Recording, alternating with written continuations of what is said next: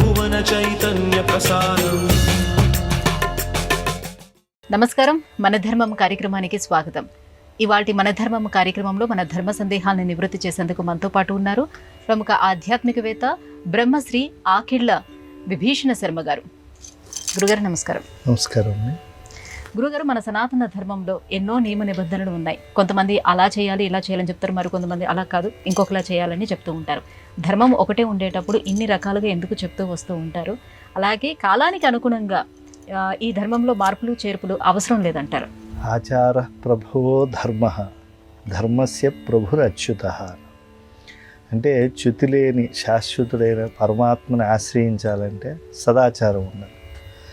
ఈ సదాచారంలో భాగమే మనం ఆచరించేటువంటివి ఈ దైవ పూజాధికాలే, వ్రతాలైనా హోమాలైనా జపాలైనా ఇవి. వీటిల్లో విభాగాలు ఉంటాయండి, అయితే విభేదాలు ఉండవు. మీరు చెప్పినట్టుగా వాళ్ళు అలా అన్నారు వీళ్ళు ఇలా అన్నారంటే విశిష్టాద్వైతులో రకంగా అంటారు, ద్వైతులో రకంగా అంటారు, అద్వైతులో రకంగా అంటూ ఉంటారు. కానీ ఎవరు చెప్పినా కూడా ఈశ్వర అస్తిత్వంతోనే చెప్తూ ఉంటారు. అయితే మీరు చెప్పింది ఒక చిన్న మెలిక కూడా ఉంది. కఠినమైనటువంటివి లేకపోతే కొన్ని అలా ఇలా అంటున్నారంటే ఒకే వ్రతాన్ని ఒక్కొక్కళ్ళు ఒక్కో రకంగా చెప్తూ ఉంటే ఏది సరైనటువంటిది అనేటువంటిది కూడా మనం తెలుసుకోవాలి. మనం ఏదో గుడ్డిగా వెళ్ళిపోకూడదండి. అలా వెళ్ళమని ఎక్కడా కూడా భగవంతుడు చెప్పలేదు. యద్యద్ ఆచరతి శ్రేష్ఠ తత్తదేవ ఇతరో జనాః సయత్ ప్రమాణం కురితే లోకః తదనువర్తతే. లోకాన్ని కూడా గమనించాలి మనం కాస్త. ఎవడో వచ్చి కొత్తగా నేను పూజా విధానం కనిపెట్టానండి దాని ప్రకారం చేద్దాం అని అంటే వెంటనే వెళ్ళిపోవటం కాదు. లోకధర్మం అది అంగీకరిస్తుందా? పెద్దవాళ్ళు ఏం చేస్తున్నారు, మన వాళ్ళు ఏం చేస్తున్నారో చూసి దాన్ని ఆచరించాలి. దీన్ని కూడా ఒక పెద్ద ఆయన ఒకటి చెప్పారండి, మనకి బాగా మీరు కూడా వినుండొచ్చేమో, గంప శ్రాద్ధం అని అంటారు. అంటే ఆచరించేప్పుడు జ్ఞాత్వా కర్మాణి కుర్వీత, చేయకపోతే ఇదిగో ఈ గంప శ్రాద్ధంలాగా అవుతుంది. అంటే మనం తెలుసుకుని ఏం కర్మ చేయబోతున్నాం, దీనికి పెద్దలు విధానం ఎలా చెప్పారు, దీన్ని పురోహితుడి ద్వారానో లేకపోతే పెద్దల ద్వారా తెలుసుకుని దాన్ని అలా ఆచరిస్తూ ఉంటే ఆ ఫలితాన్ని మనం పొందేటువంటి అవకాశం ఉంది. ఒకళ్ళ ఇంట్లో పిల్లి ఉండేది. ఆ పిల్లి పాపం వాళ్ళ ఇంట్లో శ్రద్ధగా చేస్తే కదా శ్రాద్ధం, ఆ శ్రాద్ధం చేస్తూ ఉండేవాళ్ళు. చేస్తుంటే ఈ పిల్లి వచ్చి మధ్యలో ముట్టుకుంటే అవన్నీ కూడా మైలు పడతాయి కదా. అందుకని ఆ పిల్లి ఆ పూజ అయ్యే వరకు కూడా ఏం చేయాలో తెలియక దాన్ని ఎత్తిని పెట్టేవాళ్ళు ఆ గంప. అది ఆ పూజ అయిపోయిన తర్వాత అంతా ఉద్యాపనమో లేకపోతే ఆ శ్రాద్ధం ముఖ్యంగా అయిపోయిన తర్వాత దాన్ని విడిచిపెట్టేవాడు. ఇది గమనించారు వాళ్ళ వంశంలో వాళ్ళు. అయితే ఆ పిల్లి చచ్చిపోయింది. మా తాతగారు చేసినప్పుడు ఆ పిల్లి గంపని అక్కడ పెట్టేవాళ్ళు, ఇప్పుడు అది పెట్టకపోతే తప్పు అవుతుందేమో అని చెప్పి ఆ శ్రాద్ధం పెట్టినప్పుడల్లా ఆ గంప పెట్టి అక్కడ పెట్టేవాళ్ళు. ఇప్పుడు అవసరం పిల్లి ఉందా? మరి ఎందుకు అది? అంటే ఇలా ఆచరించి చేస్తూ ఉంటే దాన్ని గంప శ్రాద్ధం అని చెప్పి ఎగతాళి చేసేవాళ్ళు. కాబట్టి ఒకళ్ళు చేస్తున్నారని కాదు, సశాస్త్రీయంగా వైజ్ఞానికంగా మన ఋషికల్పం ఎలా చెప్పబడిందో అలా మనం చేయటం అనేటువంటి దాన్ని నేర్చుకోవాలి. లోకంలో డబ్బు కోసం, అంటే డబ్బు వల్ల దానం అంటారు దాన్ని, ఆ ద్రవ్యం ఇవ్వటం వల్లే దక్షిణ పాంతు యజమానస్య కామాహ అని ఆ యజమానుడి యొక్క కోరికలు పూర్తవ్వాలంటే దక్షిణ ఇవ్వాలి. కానీ వాళ్ళు ఒకదానికోటి చేస్తున్నారు అని అంటే కూడా మనం సమీక్షించుకునేటువంటి పద్ధతి ఉండాలి. వాళ్ళతో అడిగి వాళ్ళు చెప్పినటువంటి విధానం మనకి వాళ్ళ సంప్రదాయజ్ఞులు. అందుకే కుల పురోహితులు అని పెట్టుకునే వాళ్ళు. ఎవరో కనిపించి 4 కంకణాలు 4 ఉంగరాలు బొంగరాలు వేసుకున్న వాళ్ళందరినీ తెచ్చుకుని పెట్టుకునేవాళ్ళు కాదు. తమ ఆచారములు తెలిసి తమకంటూ ఒక పురోహితులను పెట్టుకునేవాళ్ళు. పెట్టుకుని వాళ్ళ ద్వారా వ్రతాలు జపాలు ఇవి చేయించుకోవటం అనేటువంటి ఒక సంప్రదాయం ఉంది. క్రమంగా అది మరుగుపడుతుంది. అది వస్తే ఇలాంటివన్నీ పోతాయండి. లోకంలో ఏది ఆచరించాలో యద్యద్ ఆచరితి శ్రేష్ఠ తత్తదేవ ఇతరో జనాః, అందరూ కూడా ఆచరిస్తూ ఉంటారు. కాబట్టి అలా సంప్రదాయం అనేటువంటిది ఏర్పడుతుంది. ఆ సంప్రదాయ నిష్ఠతో మనం ఈ యొక్క కార్యక్రమాలన్నీ కూడా వైదికంగా నిర్వహించుకోవాలి. గురుగారు, తిరుమల శ్రీవారిని దర్శించుకోవటానికి వెళ్లే ముందు, శ్రీవారి కన్నా ముందు వరాహస్వామిని దర్శించుకోవాలని చెప్తారు. ఎందుకని? ఇది క్షేత్ర నియమమా? అంటే ఇద్దరు మహావిష్ణువులే కదా, ముందుగా వెంకటేశ్వర స్వామి వారిని చూసేయచ్చు. ఎందుకు వరాహస్వామిని చూడాలి అనేటువంటి సందేహం కూడా చాలామంది కలుగుతూ ఉంటుంది. కానీ తిరుమలలో మాత్రం అక్కడ శ్రద్ధగా స్వామి పుష్కరిణి చేయాలి, ఆ స్నానాన్ని ఆచరించి దాన్ని పూజించాలి. దానికన్నా ముందు పూర్వం ఇంకా వేడి ఆంజనేయ స్వామి అంటారు, వేడుకునే ఆంజనేయ స్వామి, శ్రీ వెంకటేశ్వర సేవాగ్రగణ్యుడు అని చెప్పి అన్నమయ్య ఆయన అభినందించారు. అందుకే చూడండి, బ్రహ్మోత్సవాల్లో ఈ పట్టుబట్టల సమర్పణ ఇవన్నీ కూడా అక్కడి నుంచే పట్టుకెళ్ళి భగవంతుడికి ఇస్తూ ఉంటారు. ఆయన్ని సిరియ తిరువడిని కూడా వైష్ణవ సంప్రదాయంలో గౌరవిస్తూ ఉంటారు. పెరియ తిరువడిని గరుడాళ్వారిని అంటారే, అలాగే సిరియ తిరువడి. అక్కడే రామాయణ వ్యాఖ్యాత అయినటువంటి గోవిందరాజయ్య స్వామి వారు అక్కడ రామాయణాన్నంతా చదివి ఆయనకి తోచిన వ్యాఖ్యానం రాశాడు. అంత శక్తివంతుడు ఆంజనేయ స్వామి. కాబట్టి ఆంజనేయ స్వామి వారి దగ్గర ఒక కొబ్బరికాయ కొట్టి చక్కగా కర్పూర నీరాజనం ఇచ్చుకుని స్వామి పుష్కరంలో స్నానం చేసుకుని ఆ శుచిస్నాతులైనటువంటి వాళ్ళు ముందుగా వరాహస్వామి దర్శనం చేసుకోవాలి. ఎందుకంటే ఇది శ్వేతవరాహ కల్పం. ఈ భూమి అంతా ఎవరిది? వరాహస్వామిదే. ఆ భూమిపైకి మహావిష్ణువు శ్రీ వైకుంఠ విరక్తుడై స్వామి పుష్కరిణీ తీరానికి వచ్చాడు. వచ్చిన తర్వాత కలియుగాంతం వరకు నేను ఇక్కడ ఉండి భక్తుల్ని కాపాడుతానయ్యా, కలియుగంలో మానవులు పాపం అనేకమైనటువంటి దుర్లక్షణాలతో ఉంటారు, విశేషత క్రూరకలో నరాణం పాపాకరాణం పరపీడగానం భూగోళ మధ్యే ద్రవిడేచ పుణ్యే శ్రీ వెంకటాద్రి గతిరేవ నాణ్య. ఈ లక్ష్మీకరమైన ఈ కొండ తప్పించి వేరే దిక్కు లేదు. ధర్మదేవత ఇక్కడ తపమాచరించింది పూర్వం. కాబట్టి ఈ వృషపర్వతంపైకి వస్తేనే అందరికీ కూడా అభ్యుదయం కలుగుతుంది. కాబట్టి ఇక్కడుండి నేను కాపాడుతాను అని అంటే వారన్నారు వరాహస్వామి వారు, సరే నేను నీకు కొంత భూమి ఇస్తాను, కానీ నువ్వేమన్నా కోరికలు ఊరికే ఇస్తావా? గడప గడపకి ఓ కాసు పెట్టాలి, నీకు వడ్డీ కాసులు వాడు అంటారు. కాబట్టి కాసు పెడితే కదా నువ్వు అనుగ్రహిస్తున్నావు, కాబట్టి నువ్వు కూడా నాకు ఏదో మూల్యం చెల్లించి తీసుకోవాలని అన్నట్టు వరాహస్వామి వారు. అప్పుడు వీరన్నట్ట, ప్రథమం దర్శనంచ స్యాన్ నైవేద్యం క్షీరసేచనం ఇదమేవ పరం ద్రవ్యం దదామి కరుణానిధే. కరుణతో నాకు నువ్వు 100 అడుగుల స్థలాన్ని ఇస్తున్నావు. ఇస్తూ ఉండేప్పుడు మొదటి దర్శనం నీకే అని చెప్పి నేను ఇస్తున్నాను. ఇంక నుంచి నియమం, తిరుమల వెంకటేశ్వర స్వామి ద్వారా ఎవడు అనుగ్రహాన్ని పొందాలనుకుంటాడో వెంకటాచలానికి వచ్చి ముందుగా వరాహస్వామినే దర్శించాలి. నైవేద్యం క్షీరసేచనం. మొదట నైవేద్యం ఆదివరాహస్వామి ఆలయానికి ప్రత్యేకంగా పోటు ప్రాంగణం ఉండదు. వెంకటేశ్వర స్వామి ఆలయం నుంచే ప్రసాదం అక్కడికి వెళ్తుంది. మీరు ఇప్పుడు ప్రసారాలు, భక్తి ప్రసారాలు వస్తున్నాయి కదా తిరుమల నుంచి, మీరు చూస్తే కూడా ఛత్రచామర మర్యాదలతో స్వామివారి పోటు నుంచి, శ్రీవారి పోటు నుంచి వరాహస్వామి ఆలయానికి వెళ్తాయి.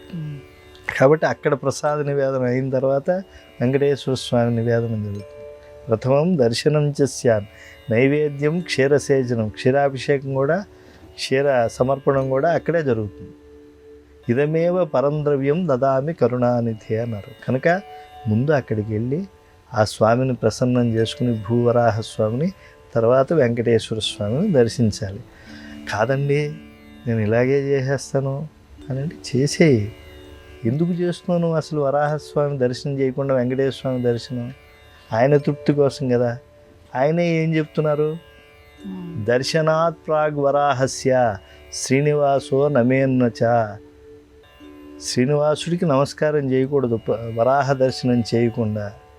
ఒకవేళ చేస్తే శ్రీనివాస నతృప్యతి, శ్రీనివాస స్వామి ఎప్పటికీ కూడా ఆనందించడు. ఏదో కొంత ఫలం ఇస్తే ఇవ్వచ్చు కానీ ఆయన ఫలాన్ని ఇవ్వడు. కాబట్టి ప్రథమ దర్శనం ఎవరు? వరాహస్వామి, తర్వాత వెంకటేశ్వర స్వామి. ఇది క్షేత్ర మర్యాద. ఒక క్షేత్రానికి వెళ్తే ఆ పద్ధతి పాటించాలి. ఆ పద్ధతి పాటించినప్పుడు ఆ ఫలం సంపూర్ణంగా లభించింది.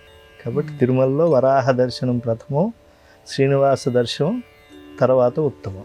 గురుగారు, మనిషి ఎప్పుడు సుఖ సంతోషాలని కోరుకుంటాడు. అట్లా మనిషికి సర్వదా సుఖ సంతోషాలు లభించాలి అని అంటే ఎటువంటి లక్షణాలు కలిగి ఉండాలని మన సంప్రదాయం చెప్తుంది? మనిషి ఎప్పుడూ సుఖంగా ఉండాలి అని అంటే ఇంక మనుష్య జన్మే ఎత్తరోడు. చక్రవర్తి పరివర్తంతే దుఃఖానిచ సుఖానిచ. మనిషికి సుఖము దుఃఖము అని వస్తాయి.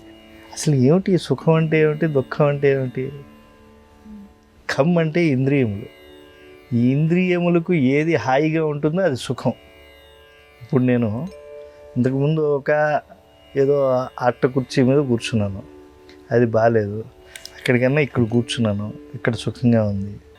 దీనికన్నా ఇంకా సోఫా లాంటి కుర్చీలు ఉంటే అది బాగుంటాయి. అది కాకుండా మన ప్రెసిడెంట్ గారు కూర్చునే కుర్చీ ఇంకా బాగుంటుంది. అంతకన్నా ఇంకెక్కడో వైట్ హౌస్లో ఉండే ఇంకో ప్రెసిడెంట్ కూర్చునేది ఇంకా బాగుంటుంది. దానికన్నా ఇంకోటి ఎక్కడికి సుఖం అనేటువంటిది పరమావధి. దీనికి ఎక్కడికి ఇంత అనేది లేదు. అంతకంతకి మనస్సు కోరుకుంటూ ఉంటుంది. లేకపోతే వచ్చేది ఏది, మనం కోరుకున్నది లేకపోతే దుఃఖం. అది కూడా అంటే దుఃఖం అంటే ఖమ్ అంటే ఇంద్రియాలకి కష్టం కలిగించడం. ఈ సుఖ దుఃఖాలు ఇంద్రియాలతోనే ముడిపడి ఉన్నాయా? మీకు చిన్న వృత్తాంతం చెప్తా. ఇప్పుడు మీ తమ్ముడు గారు, మీ చెల్లెలు గారు ఒక ఉత్తమోత్తమైనటువంటి తరగతిని ఉత్తమోత్తమైనటువంటి స్థాయిలో పాస్ అయిపోయి ఆయన ఫోటో కూడా పేపర్లో పడిపోయింది, లేదా అమ్మాయి ఫోటో పేపర్లో పడిపోయింది. మీకు అక్కగారిలో చాలా ఆనందం కలిగేసింది. వెంటనే మీరు ఎక్కడో ఉండే మీ నాన్నగారి దగ్గరికి అమ్మగారి దగ్గరికి వెళ్ళి చెప్పాలి. ఎండలోకి వచ్చి చెప్పులు లేకుండా ఒక్క అడుగు కూడా పెట్టనటువంటి మీరు అవి వదిలేసి ఏ గొడుగు లేకుండా మిట్ట మధ్యాహ్నం పరుగును దూరంగా ఏ ఆలయంలోనే ఏ శ్రీరామనవమి ఉత్సవంలోనే ఉన్నారనుకోండి, అక్కడికి వెళ్ళి మీరు చెప్పేస్తున్నారు, ఇగో మన వాళ్ళకి ఇలా ప్రథమ స్థాయి వచ్చేసింది, పేపర్లో ఫోటో కూడా వేశారు. మరి మీకు ఇంద్రియాలతోనే ఈ సుఖ దుఃఖాలు ఉండేటైతే ఎండలో మామూలుగా మీరు నడవటమే కష్టమైతే పరిగెట్టుకు వెళ్తున్నారు, చెమట్లు పట్టేస్తున్నాయి ఓ పక్క నుంచి, ఓ గొడుగు లేదు, కాళ్ళకి చెప్పుల్లో కాళ్ళు కాలిపోతున్నాయి, మరి పరుగున వెళ్ళిపోయారు. కానీ మీరు చాలా ఆనందంగా ఉన్నారు. అంటే మరి ఇంద్రియాల యొక్క స్థితితో ఈ సుఖ దుఃఖాలు ముడిపడి ఉన్నాయా, వేరుగా ఉన్నాయా? వేరుగా ఉన్నాయి. కాబట్టి ఈ సుఖ దుఃఖాలకి మించినటువంటిది ఆనందం అనేటువంటిది ఉంది. అది ఉత్తమ ఫలాలు పొందటం వల్ల వస్తుంది. కాబట్టి మానవుడు ఎప్పుడు కూడా ధర్మనిరతితో ఉంటే అవశ్యము వాడు ఎప్పుడు కూడా ఆనందమయుడై ఉంటాడు. ఈ ధర్మానికి కూడా ఆచరణ ఎలాగా అనేటువంటిది మనుస్మృతి చెప్పింది. ధృతి, క్షమ, దమము, సత్యము, అస్థేయము, శౌచము, ఇంద్రియ నిగ్రహము, విద్య, అక్రోధము అని చెప్పి దశకం ధర్మలక్షణం. ధృతి, క్షమ, దమోస్తేయం, శౌచం, ఇంద్రియ నిగ్రహ, విద్య, సత్యం, అక్రోధం దశకం ధర్మలక్షణం అని చెప్పి ఇలాగా ఉత్తమమైనటువంటి ధార్మిక గుణాలు ఉంటే కేవలం సుఖాభిలాష కాకుండా సుఖానికి అతీతమైనటువంటి ఆనందాన్ని పొందుతాము. మనుష్య జీవితానికి పరమావధిగా ఉండేటువంటి ఆనందమయమైనటువంటి దాన్ని పొందుదాము అనేటువంటి ఒక లక్షణం ఉంటే ఈ సుఖ దుఃఖాలు అనేటువంటివి వస్తూ ఉంటాయి, పోతూ ఉంటాయి. ఎప్పుడూ సుఖం వచ్చినా నిత్యం ఉండదు, దుఃఖం వచ్చినా ఉండదు. ఎప్పుడూ శుక్లపక్షం కాదు, ఎప్పుడూ కృష్ణపక్షం కాదు. చక్రవర్తి పరివర్తంతే దుఃఖానిచ సుఖానిచ. కాబట్టి మానవ జన్మలో ధర్మ రక్షణాపరులైనటువంటి వాళ్ళకి వాళ్ళ పాపములు కూడా అవి ఎక్కువ బాధించవు, శాపములు కూడా వరాలుగా మారిపోతాయి. కాబట్టి మనం ఎప్పుడూ కూడా ధర్మనిరతితో ఉంటేనే ఈ సుఖ దుఃఖాలకి అతీతమైనటువంటి ఒక ఆనందానుభూతితో మనం మానవ జీవితాన్ని చరితార్థం చేసుకుంటాం. గురుగారు, నారాయణ శబ్దం మంత్ర సమన్వితం. ఎవరైనా అనారోగ్యంతో ఉంటే నారాయణ నారాయణ అనుకోవాలి అని చెప్తారు. అలాగే ఎవరైనా గతించినా కూడా నారాయణ నారాయణ అంటారు. ఈ నారాయణ మంత్రం యొక్క ప్రత్యేకత ఏమిటి? ఒక మహామంత్రం అండి, అష్టాక్షరీ మంత్రం. ఓం నమో నారాయణాయ అనేటువంటిది చాలా ఫలితాలు ఇస్తూ ఉంటుంది. అది అయితే ఎప్పుడైనా కూడా నారాయణ మంత్రం చెప్పుకోవాల్సిందే. ఎంత కష్టం నుంచైనా కూడా కూలిన చోట గొట్టువడి, కుందిన చోట మహాజ్వరాదులం రేలిన చోట, సర్పముఖ పీడలను అందిన చోట, ఆర్తితో భవదూరిని విష్ణుని పేర్కొనరేని మీదన కాలుని యాతనా వితతి కానరు పూనరు దుఃఖభారములు అన్నారు. కూలిన చోట గుట్టుబడి కుందిన చోట మహాజ్వరాదులం రేలిన చోట సర్పముఖ పీడలను అందిన చోటన్ ఆర్తులై విష్ణున్ భవదూరిని పేర్కొనరేని మీదన్ ఆ కాలుని యాతనా వితది కానరు పూనరు దుఃఖభారములు అని చెప్పి స్పష్టంగా చెప్పారు. వ్యాసుల వారు కూడా ఆర్తాహ విషన్నాహ శిథిలాశ్చ భీతాహ ఘోరేషు చ వ్యాధుషు వర్తమానాహ సంకీర్త్య నారాయణ శబ్దమాత్రం విముక్త దుఃఖాహ సుఖినో భవంతి.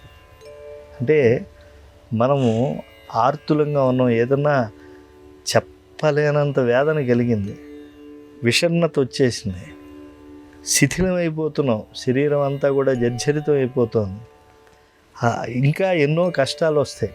సర్పముఖ పీడలు అంటే పాముల ద్వారా బాధ వస్తూ ఉంటుంది. ఇలాంటి సమయంలో కనుక నారాయణ నామం కనుక చెప్పుకుంటే మనకి ఆ సమయానికి కావలసినటువంటి ఫలితం లభిస్తుంది. ఇప్పుడు పోయినటువంటి వాడు కూడా ఉత్తమ లోకాలకి పోవాలి కదా. బతుకున్నప్పుడు నారాయణ శబ్దం చెప్పుకుంటే ఉత్తమ స్థితి భౌతిక సౌఖ్యాలు కలుగుతాయి.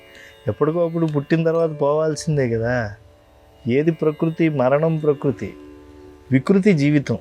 అది తెలుసుకోవాలి. నీళ్ళల్లో బుడగ వికృతి, ప్రకృతి ఏది? నీరుగా ఉండటమే. మరణం ప్రకృతి శరీరణం వికృతి జీవితం ఉచ్యతే బుధై. కాబట్టి ఆ వికృతిగా ఉండేటువంటి స్థితి నుంచి ప్రకృతత్వ స్థితిని మనకు భగవంతుడు అనుగ్రహిస్తున్నాడు. ఏమో మోక్షాన్ని కలుగుతుంది. నారాయణ నామం చెప్పుకుని అజామిళాది పాపాత్ములే మరి పుణ్యలోకాలకి వెళ్ళారు కదా. కాబట్టి ధర్మమయమైనటువంటి మార్గంలో ఉండేటువంటి వాళ్ళు నారాయణ శబ్దం చెప్పుకుంటే ఆయా కాలాల్లో వాళ్ళకి అభ్యుదయం కలుగుతుంది. మరణాంతం పునరావృత్తి రహితమైనటువంటి శాశ్వత వైకుంఠ ప్రాప్తి కలుగుతుంది. గురువుగారు, దుష్టుల్ని శిక్షించడానికి ఒకప్పుడు భగవంతుడు అనేక అవతారాన్ని దాల్చాడు. మరి ఇప్పుడు దుష్టుల్ని నశింపచేయడం ఎట్లా? కర్మఫలాన్ని కట్టాడు పరమాత్మ. ఎట్టి విశిష్ట కులమును పుట్టియు సదసద్ వివేకములు కలిగియు మున్ కట్టిన కర్మఫలంబులు నెట్టన భోగింపకుండా నేర్తురే మనుజులు అన్నారు మహాభారతంలో. ఈ కర్మసూత్రం వాళ్ళు దుష్కర్మలు చేస్తే దుష్ఫలితాలని, సత్కర్మలు చేస్తే సత్ఫలితాన్ని ఇస్తున్నాడు. ఇప్పుడు ఇక్కడే అనుభవిస్తున్నారండి. వాళ్ళకి ఆ విషయం తెలియట్లేదు. ఇప్పుడైనా మనిషి అనుభవించాలి. అయితే కాలం వస్తుంది. అది ఎన్ని రోజులు అని చెప్పరాదు. 3 రోజుల, 3 నెలల, 3 కాలాల, అంటే 3 యుగాల, 3 జన్మల తర్వాత అనేది తెలియదు. త్రిభిర్మాసై త్రిభిర్వర్షై త్రిభిర్దేశై త్రిభిర్దినై అత్యుత్కటై పుణ్యపాపై ఇహైవ ఫలమొస్తుంది. ఈ భూమి మీద వాడు పాపం చేశాడో ఇక్కడే అనుభవిస్తాడు. అందుకే పెద్దవాళ్ళు మనకి సుఖంగా అర్థం కావాలని చేసుకున్న వాడికి చేసుకున్నంత మహదేవ అంతే. గురుగారు, పోతన తాను రచించిన భాగవతాన్ని శ్రీకృష్ణుడికి అర్పితం చేశారు. కానీ నేటి కవులు తాము రచించినటువంటి రచనల్ని మానవంకితం చేస్తున్నారు. ఇది పాపకారకం అవుతుందా? అంటే పోతన గారు ఏ స్థితిలో అలాంటి మాట అన్నారో కూడా మనం ఆలోచించుకోవాలండి. అంటే మహాకవులు ఉన్నారు. ఇప్పుడు అలసాని పెద్దన గారు ఉన్నారు. ఆ కాలంలో ఆంధ్రభూజుడుగా, గొప్ప దాతగా, కవిజనానికి కల్పవృక్షంగా ఉన్నటువంటి శ్రీకృష్ణదేవరాయల వారికి అంకితం ఇచ్చారు. ఏది? ప్రవరుడు లాంటి మనుచరిత్ర, మానవుడి యొక్క పుట్టుపూర్వోత్తరాలను తెలియజేసేటువంటిది ఆ కావ్యం. అందులో ధర్మం అనేటువంటిది ఎంతటిదో, కామాది వికారములు లేకుండా ఉండటం ఎంత గొప్పదో చెప్పింది మనుచరిత్ర. ఆ మనుచరిత్ర పైగా అది పురాణానికి అనువాద గ్రంథం. మరి తన కర్తకానది తన భాషలో తన భావనా బలంతో కథాగమనాన్ని ఆయన చెక్కాడు. కానీ మూలం వ్యాస పురాణంలో. ఇది కృష్ణదేవరాయ అంకితం చేశాడు. ఎందుకని చేశాడు? కృష్ణదేవరాయలు మహాభక్తివంతుడు కనుక 7 సార్లు తిరుమల కొండ ఎక్కి 7 మహా సమర్పణలు చేశాడు ఆయన. తాను రచించిన తొలి తెలుగు ప్రబంధాన్ని రాయలవారు ఆముక్తమాల చేదని వెంకటేశ్వర స్వామికి అంకితం చేశాడు. కాబట్టి అలాంటి భాగవతోత్తములకి అంకితం ఇవ్వచ్చు. కానీ పోతన గారు ఏం చెప్పారు? అమ్మవారు కనిపించి ఏడుస్తూ వచ్చి, ఏమిట్రా మహాకవివి నువ్వు, పోతన సహజ కవివి, నువ్వు భాగవతం రాసావు, దీన్ని ఎవరికి అంకితం ఇస్తున్నావు అని అడిగితే, అమ్మా కాటుక కంట నీరు చనుగట్టు పయంబడ ఏల ఏడ్చదో హటగ గర్భురాణి, తల్లి అలా వెలవలా ఏడుస్తున్నావా నువ్వు, అలా ఏడవద్దమ్మా. త్రిశుద్ధిగా నన్ను నమ్ము భారతి, అలా కర్ణాటక కిరాత కీచకుల్ని నిన్ను నమ్మను. ఎవరికి అమ్మనన్నాడు ఆయన? కీచకులు లాంటి వాళ్ళు, కిరాతమైనటువంటి మనస్తత్వం కలిగినటువంటి వారు, పరమ దుర్మార్గులు. వాళ్ళకి ఏదో కొన్ని డబ్బులు ఇస్తారని చెప్పి వాళ్ళకి నేను ఈ కావ్యాన్ని అంకితం ఇవ్వను అన్నాడు. కాబట్టి దుష్టులకి డబ్బు కోసం అంకితం ఇవ్వటం అనేటువంటిది మహాపాపం. సజ్జనుడికి అంకితం ఇస్తే తప్పేం లేదు. ఎందుకంటే భగవంతుడి పైన రాసినటువంటి కావ్యాలు కూడా భాగవతోత్తములకి అంకితం ఇస్తూ ఉంటారు. మహానుభావులైనటువంటి వాళ్ళు కొంతమందికి ఇప్పుడు ఇటీవల అద్భుతమైనటువంటి కావ్యం రాసి మా మిత్రుడు ఒక ఆయన వెంకటనాథుడని పిలువబడేటువంటి వేదాంతేశకుల వారికి అంకితం ఇచ్చారు. వేదాంతేశకుల వారు మహాకవి. ఆయన జీవితంలో ఆయన ఎన్నో కావ్యాలు రాశారు, శతాధిక గ్రంథకర్త. వెంకటేశ్వర స్వామి వారి గరుడ గంభం యొక్క ప్రసాదం చేత పుట్టినటువంటి వారు కనుక ఆయనకి అంకితం ఇస్తే తప్పే ఉంది. అన్నమాచార్యుల వారికి అంకితం ఇచ్చింది, పూర్వకవుల్లో స్తుతించింది తరిగొండ వెంగమాంబ, తప్పే ఉంది. వెంకటేశ్వర స్వామి వారికి మహాభక్తులైనటువంటి వాళ్ళకో ఎవరికో అంకితం ఇవ్వడంలో తప్పేమీ లేదండి. భాగవతోత్తములకి సత్యధర్మాలని కంఠదగ్నంగా కలిగినటువంటి వాళ్ళకి అంకితం ఇవ్వడంలో తప్పు లేదు. కాకపోతే ధూర్తులకి అంకితం ఇవ్వటం అనేటువంటిది అది తప్పు. గురుగారు, ఇవాళ మన ధర్మం కార్యక్రమంలో మాకు వచ్చినటువంటి ఈ సందేహాలన్నీ కూడా నివృత్తి చేసినందుకు ధన్యవాదాలండి. నమస్కారం.